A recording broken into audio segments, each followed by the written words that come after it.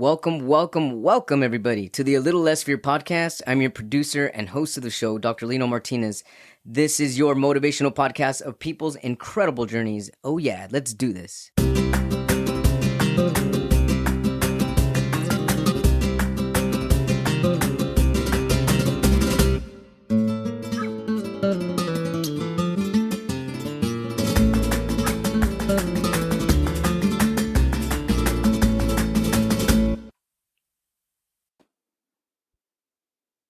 Welcome back, everybody, to the A Little Less Fear podcast. Today, I would love to welcome Laurie Parente. Is well known in mediumship, angel connections, and meditative healing journeys. As the CEO and founder of Parente Inner Harmony Academy, Laurie offers private one-on-one sessions and quarterly live Reclaim Your Light healing courses. Her passion lies in fostering genuine connections for her clients with their inner wisdom and spiritual support teams. Welcome to A Little Less Fear podcast, Laurie. Thank you so much. I'm so grateful to be here. Thank you. I'm so grateful that you're here and that you're open and just sharing your light with the world. And I'm really interested to know, first off, what got you on this spiritual journey? What got you on the spiritual path? So I've always been very, very connected with angels. I was really sickly when I was young. I spent the first 2 years of my life in hospital. It was the 1960s, and they did not know what celiac disease is. If you can imagine that now, it's very prevalent now, and we can talk about why. But that was a time where families weren't allowed to visit. There were certain visiting hours, maybe for 20 minutes a day, half an hour a day. So I spent my first 2 years with my angels, my angelic team, and they just became, my buddies and my friends. And I've always been so connected. There was definitely times in my life where externals would tell me it was wrong or it was weird or it was crazy, and I would learn that it was not safe for me to share it in certain places. But got into my 40s after raising 4 children and went, you know what? It's getting way more painful to not be authentic. I've got to step into this more. And I had many friends who were like, you've got to share this. You've got to share what you do. So I started taking courses and stepping in and finding my light and finding how to share it. Laurie, thank you for that. Laurie, how did you know that you were communicating with angels back then? I didn't really know when I was little. It was just normal for me. When I was 4 years old, there was a huge angel on the neighbor's lawn, and these neighbors were like grandparents to me. And I said to my mom, that angel's here because he's going to die. And that was kind of the first time I remember speaking about angels and having it reflected back to me that, whoa, you can't go around saying stuff like that. What did the angel look like? It's just like diaphanous silk, white, and just like a huge white light. But it was bigger than the house. Oh, wow. Yeah. Bigger than the house. That's amazing. Mm-hmm. And inherently, or just intuitively, I guess, we could use those words synonymously, but did you felt right away, you knew that was an angel? Yes. As I said, I'd known them my whole life, and I think this was just the first time that I really vocalized what it was about, and the first time that I got that feedback that you can't go around talking about these things. It's not right. It's not good. You can't just say stuff like that, because it was, by then the early 70s, and people weren't talking about angels. And so when you were told this, that's something you shouldn't be talking about or bringing up, did you then have a block to allow yourself to see angels or welcome them into your view after that? Not as much. I could see the difference between angels and people who had passed.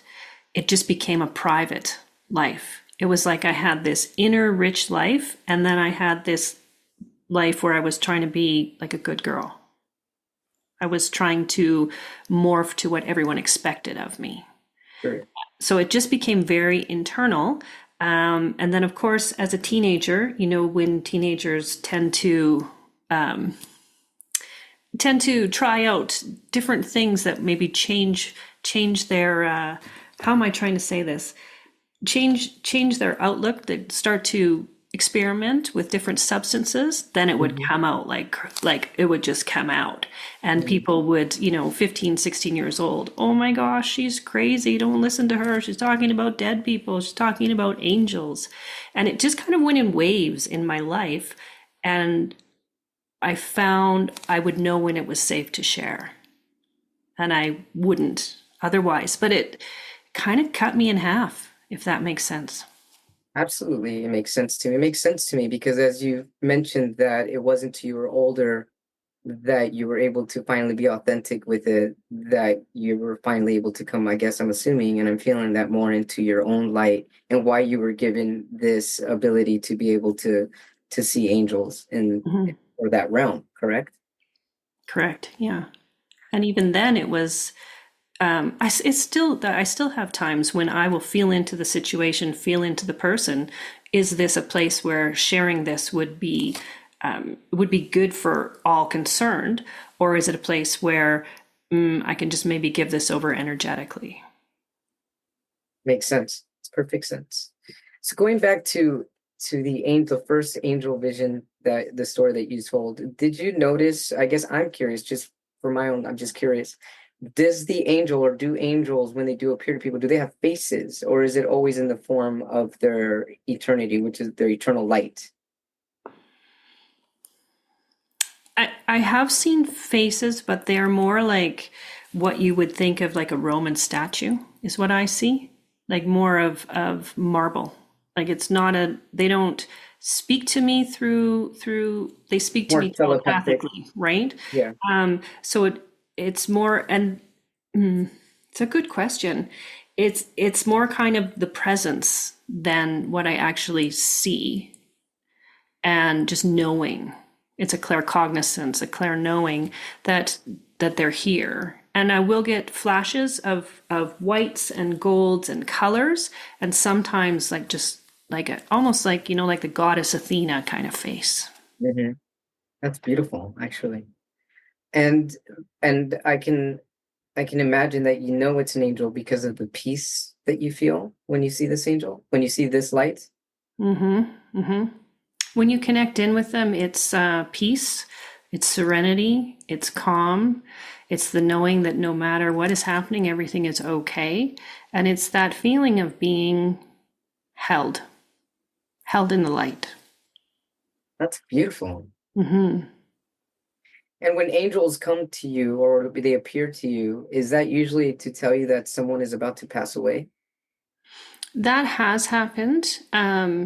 I found out later in life that I could kind of direct that because I would early on have someone come to me and an angel come to me and tell me, and I would be like, am I supposed to let the person know?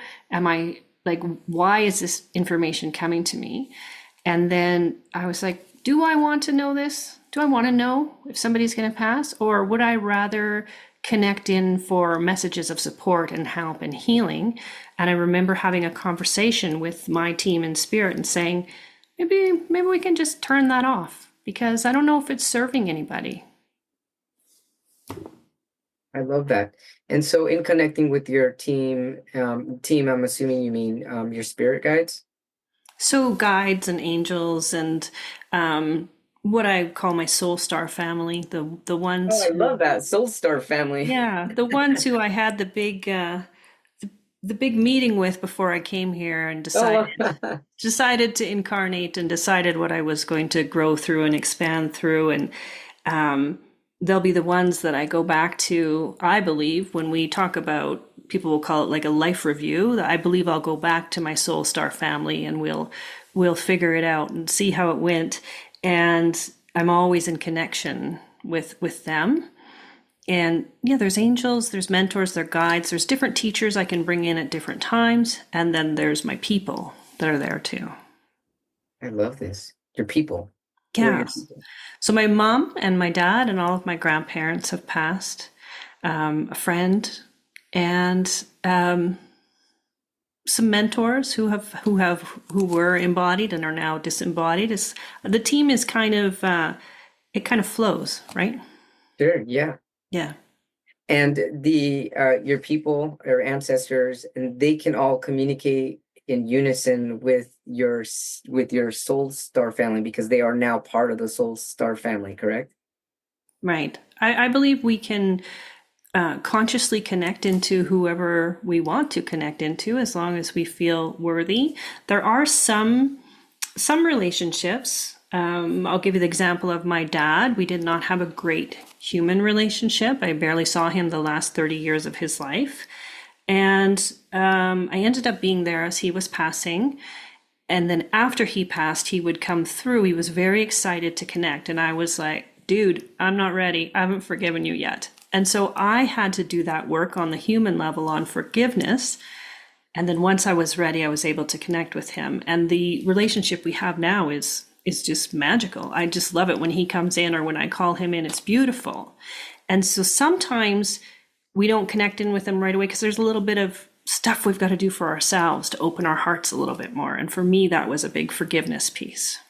Yeah, I definitely can feel that. Forgiveness is huge because then you're able to unblock whatever's been blocking your heart from receiving the divine part of that energy. Right? Yeah. Yeah, Just some resistance there. Um, and it really showed me that no matter what our human relationships are like, no matter what kind of suffering we go through, we can clean that up and then we can connect soul to soul. We don't have to wait until we die. I love this. Yeah. So, on the topic of crossing over when they're on the other side, from your knowledge or your experience, does the energy on the other side, or let's just say our loved ones, are they? I've heard the whole thing where they get life reviews when they pass away. Is the life review something that happens immediately, or is this something that happens like within their soul growth in the afterlife? I think I I think it's hard to answer because we don't understand how there's no time. How That's true. That's time is true. a They're human the construct, right, you know? right. Yeah. So when I hear people say, "Oh, my loved one just passed and I couldn't connect into them because I know they're in their healing pod or their life review," I always think, "But they don't have any time."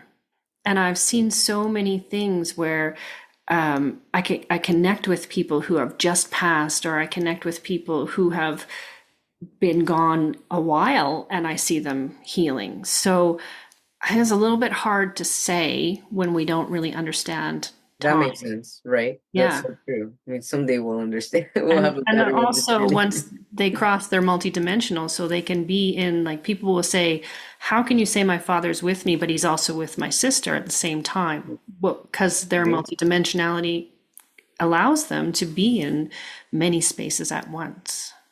Yeah. I try to explain this to my mother because she's so my brother passed away just 9 months ago, and she's pretty adamant at that he's at the house. I'm like, no, I'm pretty sure he's everywhere, you know? Mhm. Or I'll be like, today's my birthday, he's hanging out with me. She was like, no, he's here with me. I'm like, no, he's everywhere. I try to tell Right, her this and remind her, I'm pretty sure he's everywhere.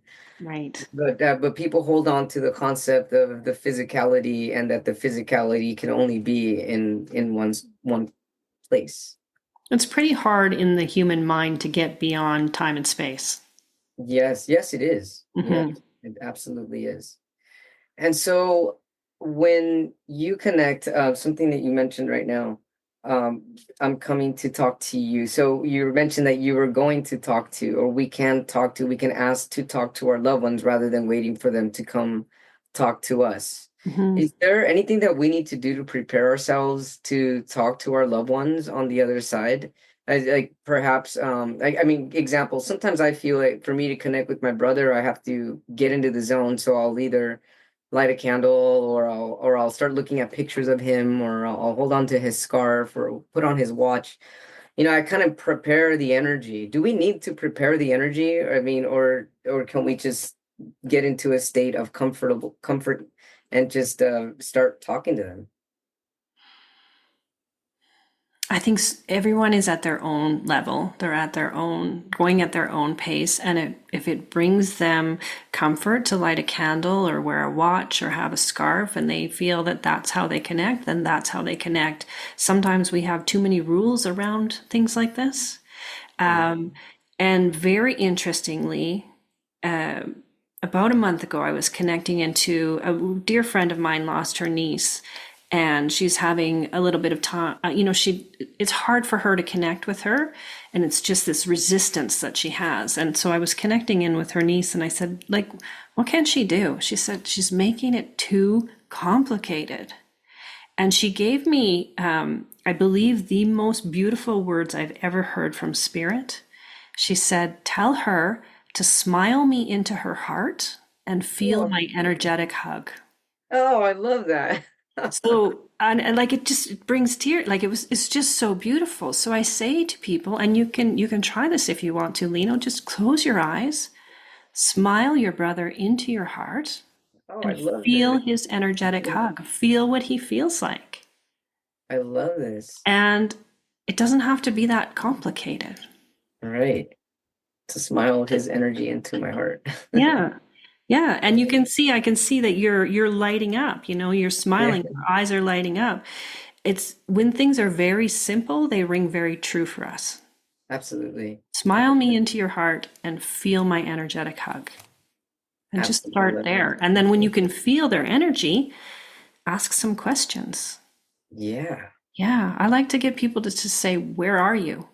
Yeah. And the number one answer people will get back is, I'm right here. That's exactly that's my answer. Right? Almost on the daily, I'll be like, "Oh, brother, where are you?" He'll be like, "I'm right here." I'm right I'll hear here. it. It obviously it's not through my audible ear, but it's telepathically, and it's instantaneously. It's instant. I'm like, "What? Whoa!" And sometimes we even get that answer before we finish the question. Yes, it's happened to me too. It's exact. I'll be like, "What? What? Oh, well, you're right here." Or I'll get an image in my head of him waving. Yeah. Like an image comes in, and I'm like, "Oh, whoa! Why did I get that? I didn't think that. It just appeared in my mind, so it must be a message." Right? Smile Speaking it of into that, your. how can we tell our listeners the difference between receiving a message versus thinking something? It feels different.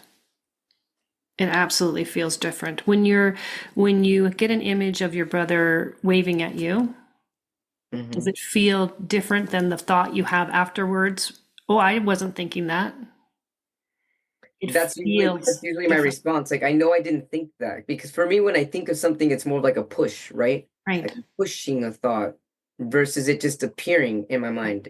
It's just an impression, right? Hmm. It's energetic. So it's a matter of, so what I have noticed is that people will get a direct communication. Either they'll hear words or they'll feel energy or they'll just have a knowing or an impression. And the first instinct is to just kind of go, wow, because it feels so good. And the second thing is your head will try to talk you out of it. Yes. So exactly. So what can we tell our listeners when because I'm almost certain this happens, because I mean I've experienced it with my friends that have lost loved ones. Almost always they try to say, "Oh, but that's not them," or "That's not, maybe I'm just wanting to see this. I'm wanting to hear this." It's like right away they shun it. It's like, how Mhm. can we keep welcoming the energy of our loved ones when they are communicating with us, and how can we trust that it's them and not anything else, especially if we're not really aware of our intuition? Well, I mean, everybody's intuitive, right? And if you're getting the message, you're definitely intuitive and you're definitely connected. So when that second thing happens where your thoughts try to talk you out of it, I always say, stop and say, is that true? Mhm. And then we always think, no, it's not true. The first impression was true. So then go back to the first one and spend some time with it. And eventually you get to the point where those second thoughts disappear because you trust what's coming through. And almost always your first impression is the truth, correct? Yeah. How did it feel? Did it feel like a warm hug? Did it feel like it was impressed from somewhere else? Those, when my kids were little, there was a thing at the science center where you pushed your hand into the nails and then you could see your Yeah, nail I remember hand come through, that. right? Did it feel like it was being impressed on you? Did it feel like maybe something on your inner screen came up? Did your heart start to pound? Did you get a little sweaty? How did it feel is more important than what you think about it. Yeah, I love this. Thank you. You're welcome. Because your feelings are not going to lie. Right? Your body will not lie to you. Your intuition will not lie to you. Your head will try to talk you out of it because it's trying to keep you safe because society says that's crazy. Yeah. Thank you Is so that much. true? Is it crazy? No, it's the truth. It's authentic. It's a connection. Thank you for normalizing that. I appreciate it. You're welcome. So going back to the subject of Soul Star family, spirit guides, ancestors, angels. I guess okay, so this is more of a personal question. I have this angelic meditation that I do. And then I don't know if it's because I haven't really fully tried to connect with all my spirit guides, although I've done some meditations and I have seen my spirit guides and I can feel what they look like in my mind. But I feel more of a connection with angels and almost and I know that maybe I need to perhaps maybe dive a little deeper with the spirit guides, but for some reason in my mind, I trust the angels over the spirit guides, and I'm wondering why that is. And I'm wondering if that's the same with other people. What I have found is that angels come to help me immediately, but I don't feel that help with spirit guides. So I wonder if maybe that's a block for myself or if spirit guides versus angels have different roles. What if it's all semantics and they're all the same? um, what I mean, angels to me are just pure love, and spirit guides are ones that we can go to when we're looking for help with something, or just when we're being very general, like, I'm feeling kind of depressed and I don't know why, and helping get support for that. But I feel so often that there's like this crossover that our human brain is trying to put too many categories. I remember when I first started studying angels, and it would say, this angel does this angel does this is the angel you call on for this. And I just I've got heard that. so in my head on everything that I Yeah. was just hand on heart. Okay, my angels, I'm needing some support right now. Whoever has the best guidance for me, come forward. Oh, I love that. Whoever has And the best guidance for me, come forward. and just being held in that and not getting caught up in Roles. roles. Hmm. Yeah, and just trusting that whoever can support you the most in that moment, be it an angel, be it a spirit guide, be it a mentor, um, or a teacher, whatever words you want to use. That's why I like to say my soul star family or my spirit team or my team in spirit, and not get, I'm a very mental person and I can get up there very quickly. So it helps me to just be more general when I'm talking to my guides or my angels or my team. I love that. And I love that the word team is in there because with the word team in there, then there's more of the trusting effect of they're all working together. Yes. And I am part of the team. We're Yeah, all working together, right? I'm yeah. just the one who was brave enough to come here during this time of great change. Sometimes I wonder what I was thinking. Yeah, I Um, know, right? Holy moly. but I am part of the team. We're doing this together. I'm not doing this alone. Absolutely love this. Thank Yeah, you, Lori. you're welcome. And so then you have clients and you help clients understand this part of their life as far as like angel connection, spirit connection, their own intuition, or their own abilities or their skills with psychic mediumship. How Mhm. do you do this? How do you help them? Mm, so, it's about connecting in when I'm working with a client in the session. How I see it is my team is talking to their team Okay. and they're relaying what's best for that person right now. I deal with a lot of people who have what I call carried grief. You would probably agree that we live in a society that's pretty grief illiterate, and people are carrying grief and trauma and things for 40 years, and they don't even know how much it's affecting their life. Right. And they get to a point where they feel it's too painful to go into the pain. Like it's just too much. And so people like me who can speak with the angels, we find ways to get into that pain, and through shamanic journeys or mediumship or whatever comes through, to help them to release that pain and start living their lives from a place of more light. How did a process like that begin? Usually before a session, or a group session or an individual session, I tune in. I'll take about 10 minutes. I'll do some automatic writing with my team and tune into what the person or the group needs, what's going to help them. And it's always different, and it's always exciting, and it's always surprising where we go, because I believe I'm like a conduit of the energy to help them to find their way through their pain and their connection, how to find their connection so that they're able to connect with their team and have these conversations with their team.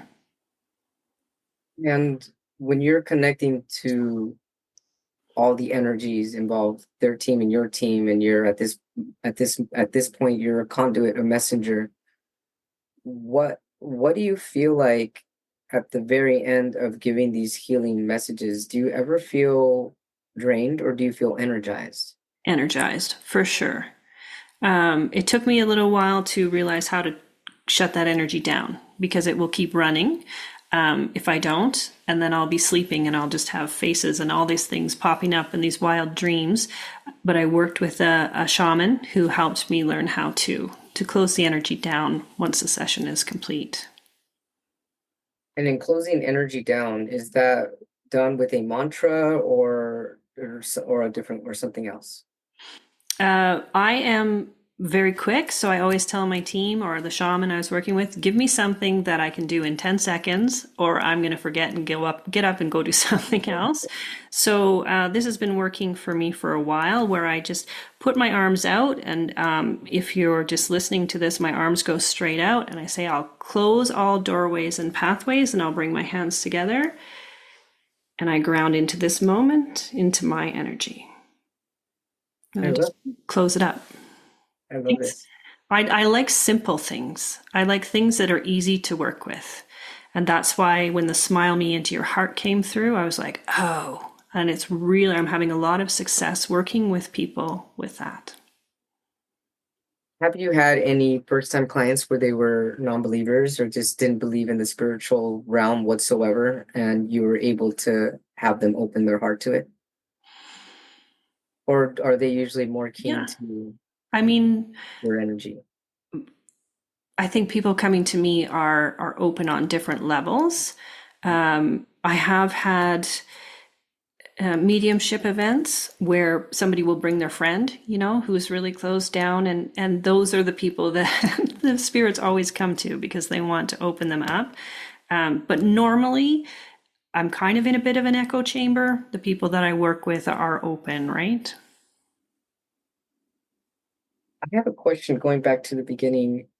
You had mentioned that we can, or you were able to, and I'm assuming that if you can, then most people that have this ability can reach out to their soul star family. If there's something that they have ability that they're doing a lot of, that's maybe something that's no longer serving you, your energy, or other people's energy.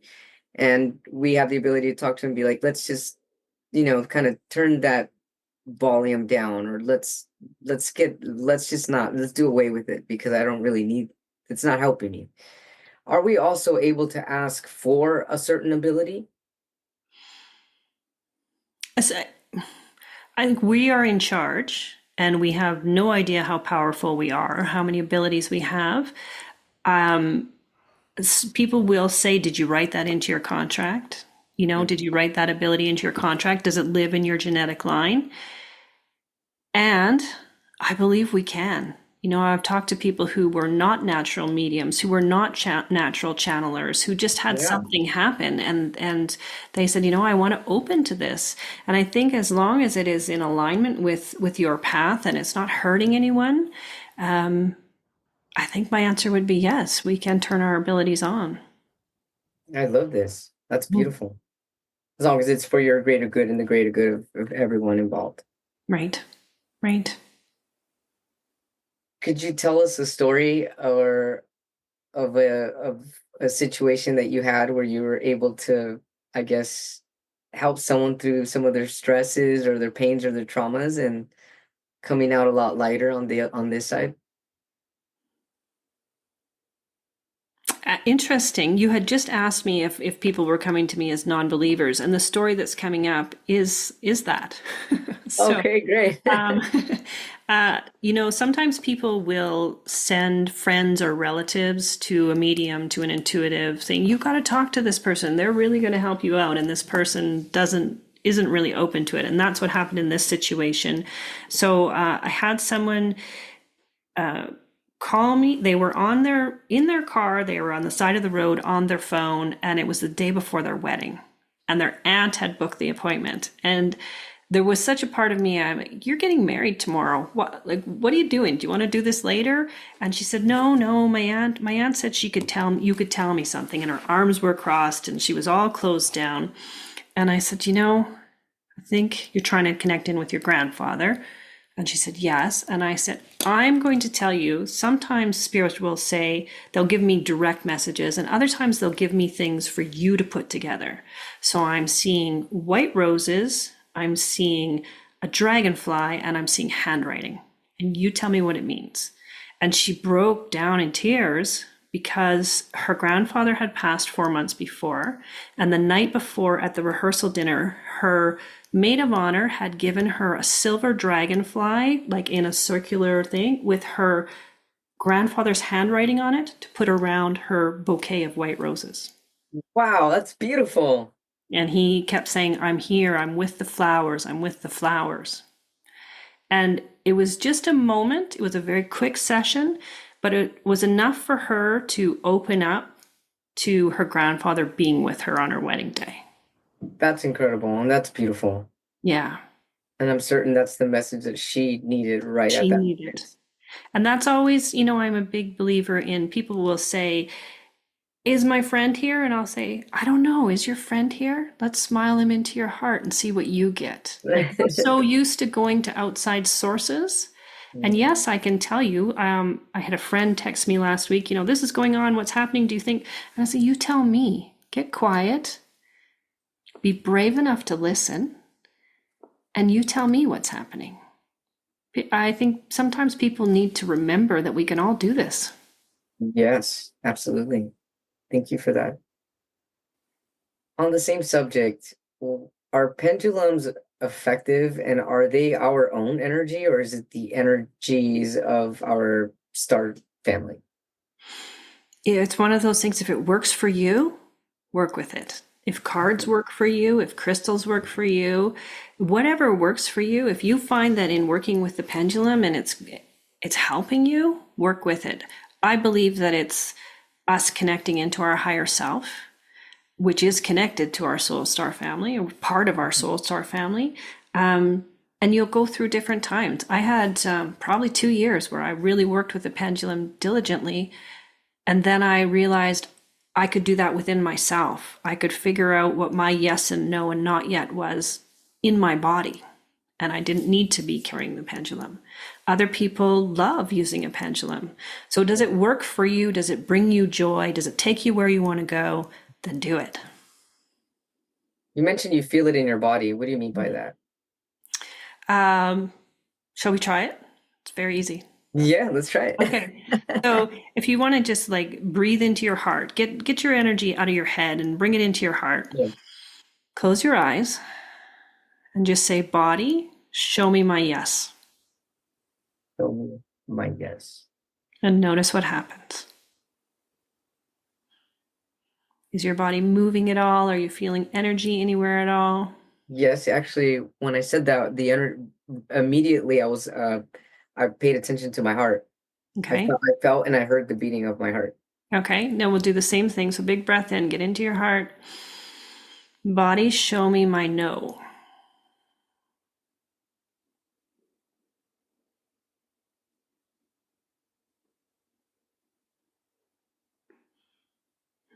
What I'm feeling when I say no is energy in my fingertips. Okay. Almost like energy in my fingertips. That's the only way I could describe it. Perfect. Perfect. One more time. Big deep breath in and close your eyes. Body, show me my not yet. My not yet. Okay.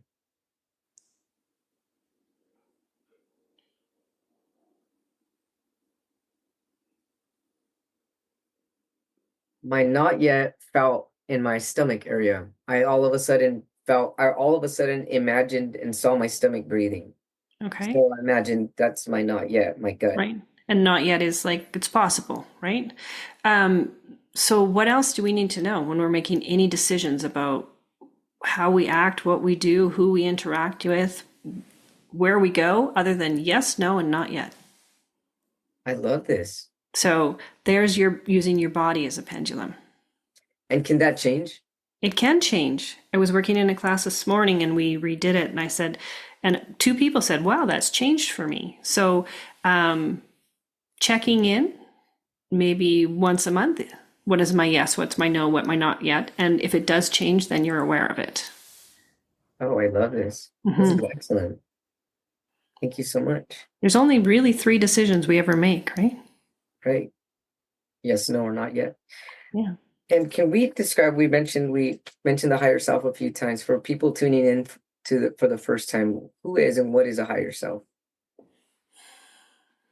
So, I mean, you'll hear lots of different terms: over self, over soul, spirit, higher self. To me, again, it's all semantics. It's that part of us that is beyond our body that is connected to source, whatever you want to call source.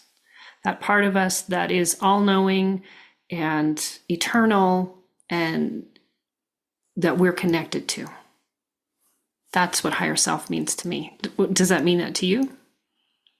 It does. To me it's the connection. So when I think of higher self, because what I've learned is that our soul is outside of our body. Like our soul has a body, Mhm. correct? Not Mhm. that the soul is in our body, but it's outside of us.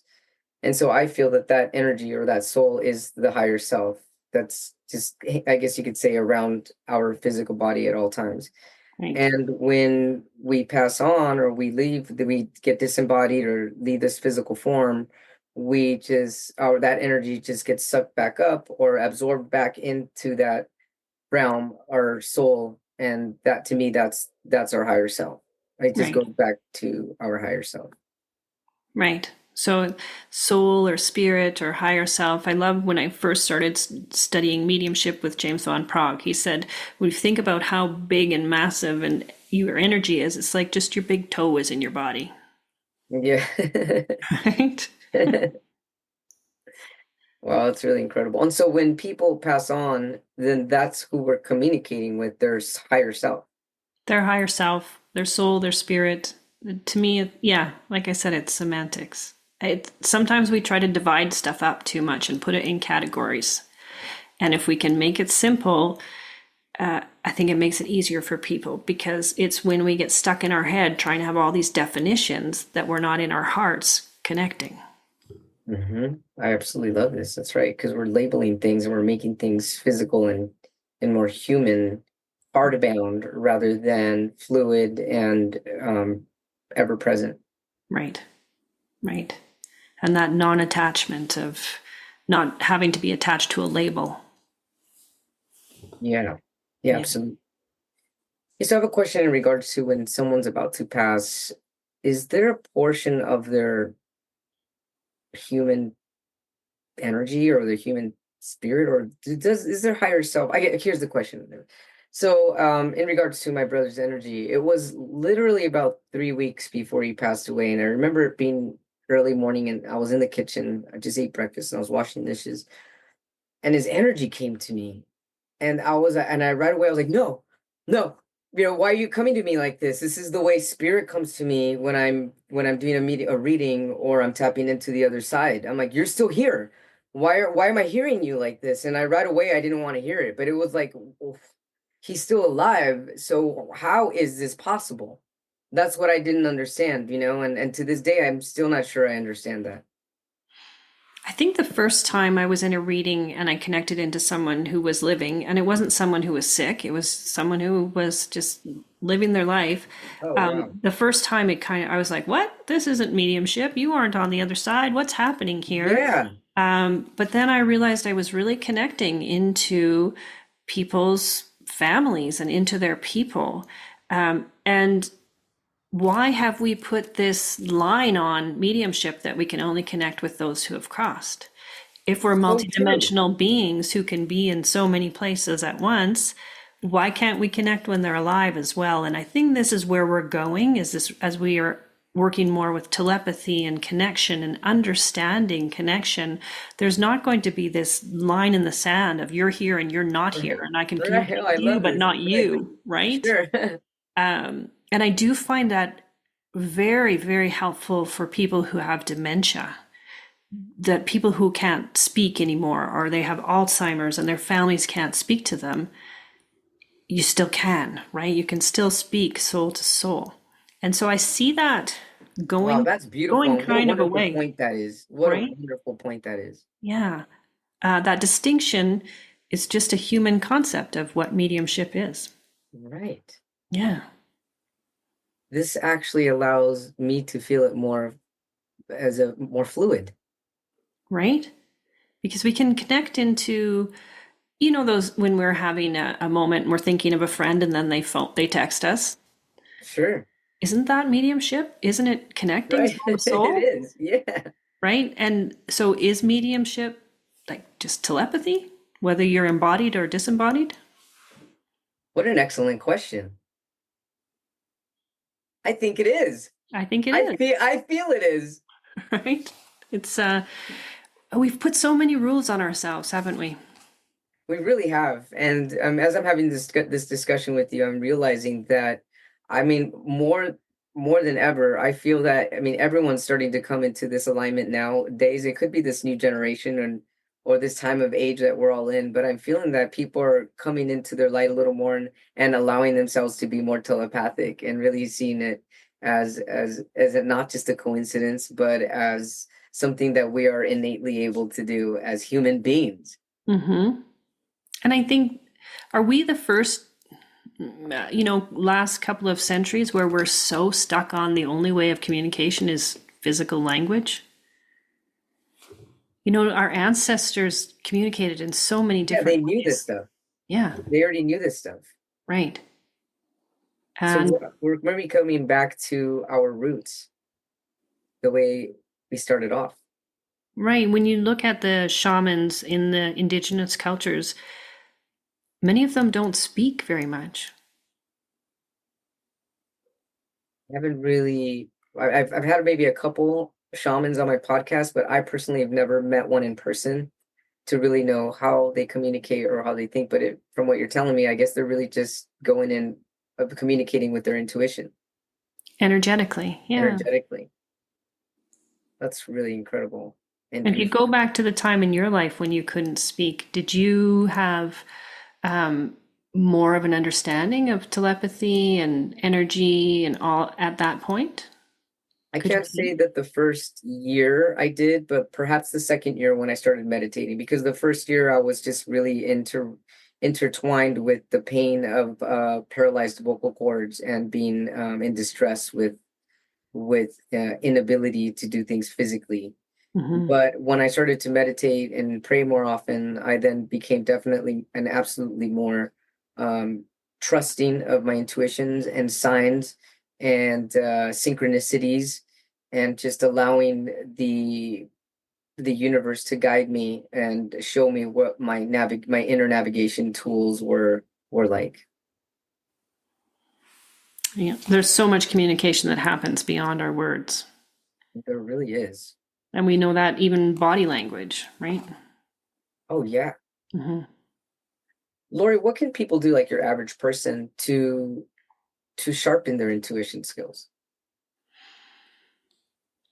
I've heard things like, well, eat organic or eat more vegetables or stop eating meat or, start meditating more, go for walks in nature. Do you have any tips or tools like that that you can recommend?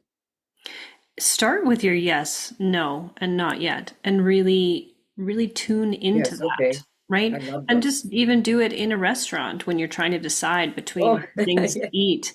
And if you listen to, I Oh, mean, this wow. person will say, don't eat meat. This person will say, just eat vegetable. Like, start tuning in. Is this food a yes, no, or a not yet, or a not now, right? Okay. And just go with that and start small, because what you want to do is build up that trust factor. Yes. um, I like to say, this is a really good one with angels. I say, angels, like, go find me a great parking spot, lead me to a great parking spot, and then follow that feeling to where that parking spot is going to be. Or, I'd love a great conversation today, bring someone into my life where I can have a really good connective conversation, and just start trusting that it's going to happen, it's going to appear. But using that yes, no, not yet, or not right now, really starts changing the pathways in your brain, and you start trusting that you know what's right for you.